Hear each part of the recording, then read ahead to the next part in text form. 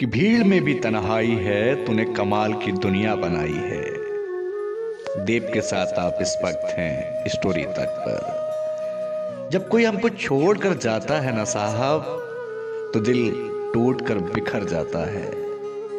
लेकिन इसका मतलब ये कतई नहीं कि हमारी दुनिया उस वक्त खत्म हो जाती है, क्योंकि ये दुनिया है, एक आता है तो एक जाता है, लेकिन थोड़ा सा फर्क हो जाता है। कोई इंसान हमको अगर धोखा दे जाए तो उसका दर्द पूरी जिंदगी हमको तो सताता ही है, साथ ही उस इंसान को भी खूब रुलाता है, आज नहीं तो कल, जो हमको धोखा दे के जाता है।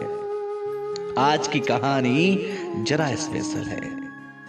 एक 20 साल का लड़का जो कुछ सपने बुनने के लिए घर से निकला था, एक शहर जाके बसता है। और जब शहर जाके बसता है तो उसकी आंखों में किसी की मोहब्बत का ख्वाब सजता है। आज लड़का अपने घर लौटा था, लेकिन घर लौटते ही पापा और माँ को जो खुशी होनी थी वो गायब थी। कमरे में गुमसुम सा बैठा राहुल आज बड़ा उदास था। पापा ने उसे कई बार पूछा था कि तू उदास क्यों है। सिसकियां भर के पिता के गले से लिपट कर राहुल रो पड़ा था। राहुल ने एक ऐसी कहानी बताई जिसको सुनकर शायद आप भी उदास हो सकते हो। जिससे वो प्यार करता था वो किसी और से प्यार करती थी, लेकिन उसको नहीं बताया था। वो लगातार उसके साथ धोखा कर रही थी। कहते हैं कि इंसान को धोखा मिल जाता है तो इंसान टूटता नहीं, बिल्कुल टुकड़े टुकड़े होकर बिखर जाता है। ठीक वैसे ही राहुल फपक फपक कर अपनी दर्द दिल की कहानी अपने पिता को सुना रहा था।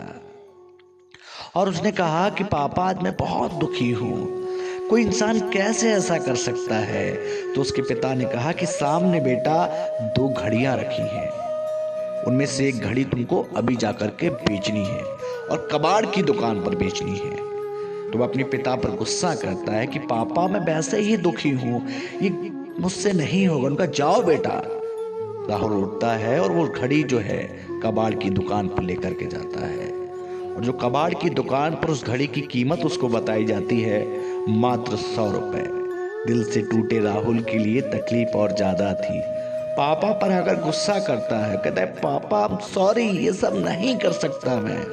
तभी उसके पिता ने कहा एक बार और ट्राई करो, इस घड़ी को अब सामने एक दुकान और है, घड़ी की दुकान, उसके पास लेकर के जाओ। राहुल उस घड़ी को अब दुकान घड़ी की जो थी वहां लेकर जाता है।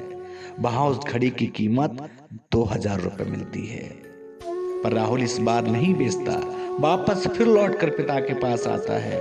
पिता यही घड़ी मात्र 100 रुपए की कबाड़ी खरीद रहा था और वहां 2000 रुपए की।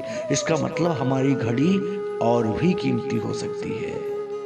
उसके पिता ने कहा कि बेटा यही तो मैं तुमको समझाना चाहता था, जो लड़की तुमको छोड़ के गई वो कबाड़ी थी, वो तुम्हारी कीमत नहीं समझ पाई। इसका मतलब ये कतई नहीं कि यदि कोई आपको नहीं समझ पाया और किसी ने आपको ठुकरा दिया तो आपकी दुनिया खत्म हो गई।